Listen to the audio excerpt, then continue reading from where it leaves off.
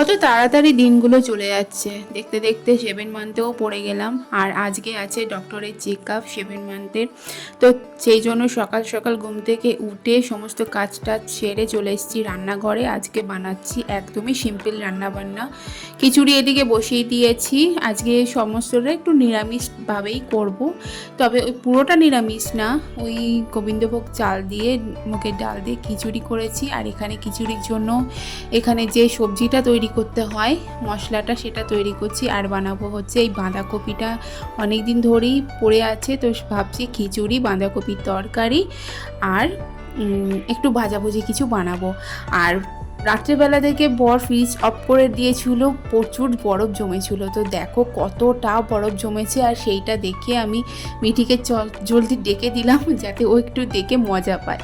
তো তারপরে সন্ধ্যেবেলায় রেডি হয়ে চলে যাচ্ছি এখন ডক্টরের চেম্বারে।